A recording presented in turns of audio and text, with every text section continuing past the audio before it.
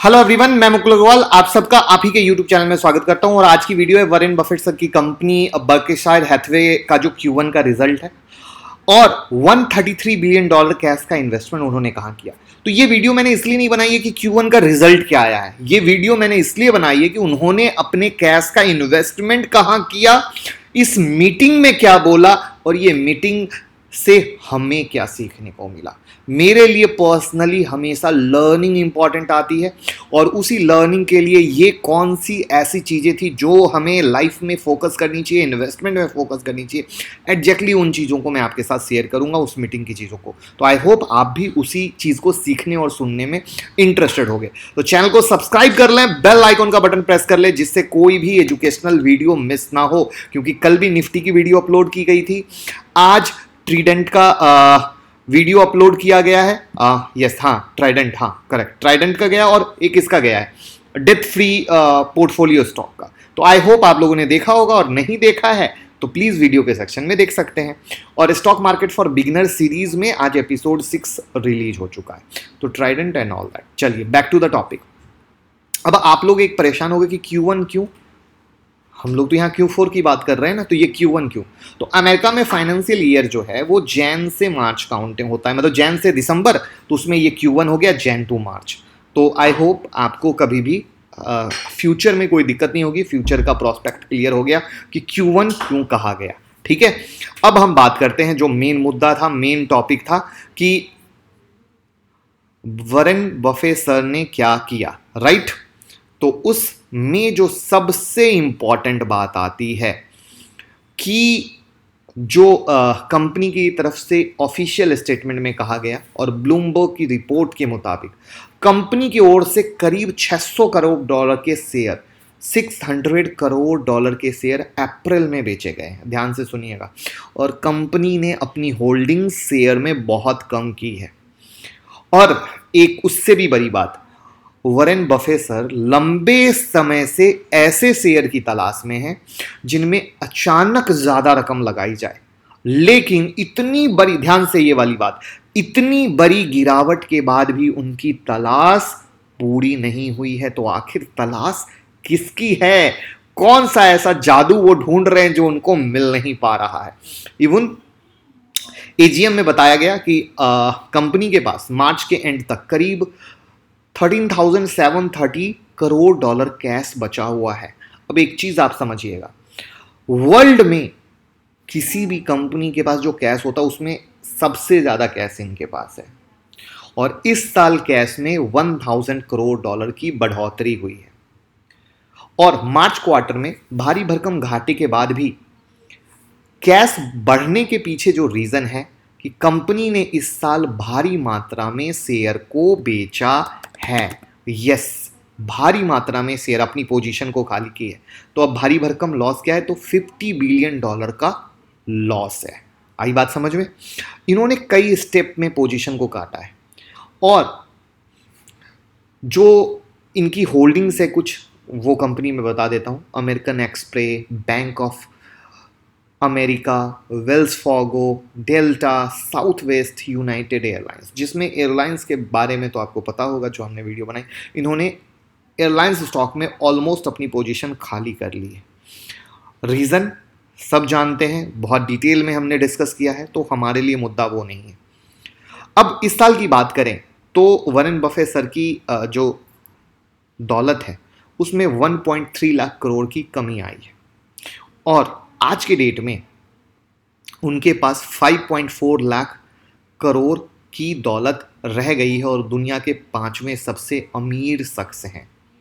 जहां तक मार्च क्वार्टर की बात करें तो करीब 3.7 लाख करोड़ का घाटा हुआ है। और लेकिन अगर एक साल पहले समान टाइम फ्रेम की बात करें तो इनको 1.62 लाख करोड़ का मुनाफा हुआ था। और कोरोना वायरस के कारण स्टॉक होल्डिंग इन्होंने घटाई है।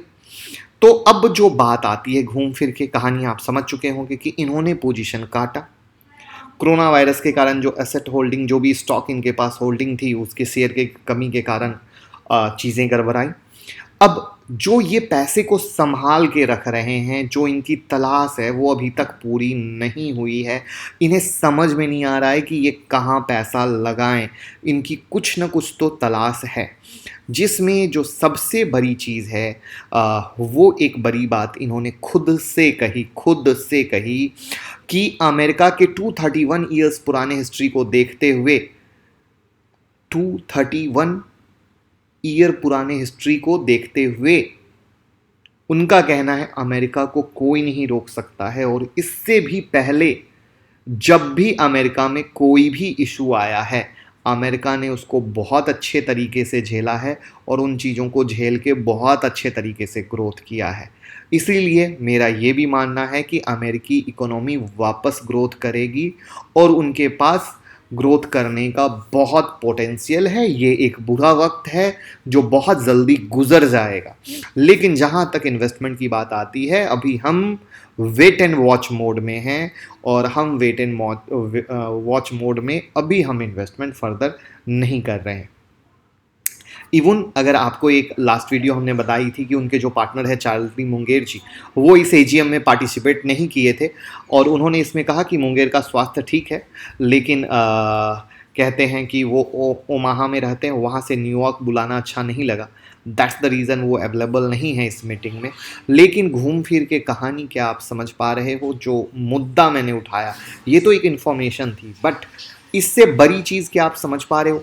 इनके जैसे दिग्गज इन्वेस्टर जो इतने बड़े कैश पे बैठे हुए हैं, जो वर्ल्ड की सबसे बड़ी कंपनी का कैश में काउंट होता है, उसके बाद भी ये कहते हैं हमें कुछ मिला नहीं जिसमें हम इन्वेस्ट करें, जो कि खुद इनका मूल मंत्र है, जब सब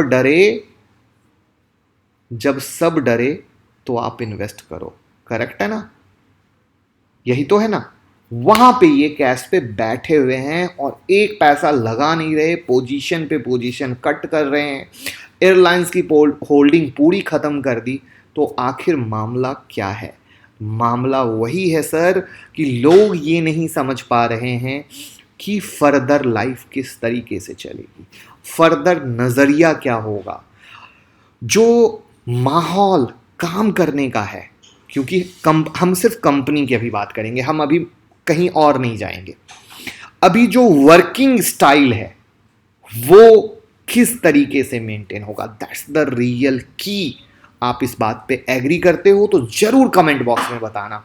क्या आपके दिमाग में सिर्फ as a business, as a worker, as a job person, मतलब जिस भी फील्ड में आप काम करते हो, क्या आपके मन में $1,000,000 का क्वेश्चन है या नहीं कि इस कोरोना के बाद हमारा वर्किंग पैटर्न कैसा होगा, हम किस तरीके से काम करेंगे, हम किस तरीके से आगे बढ़ेंगे, हमारे ऑफिस में जब लोग आएंगे वो किस तरीके से आएंगे। अगर मान लीजिए आप ही के ऑफिस में 15 लोग काम करते हैं और आज के डेट में एक छोटी सी ऑफिस है, वहाँ आप छोटी सी ऑफिस में 15 लोगों को बैठा लेते हैं, करेक्ट है ना? लेकिन अब आप क्या करेंगे? तो ये सारा, जब छोटे लोग इस तरीके से तो बड़े लोग उस तरीके से, तो हर एक सेप तो ऐसे ही बढ़ता है ना सर।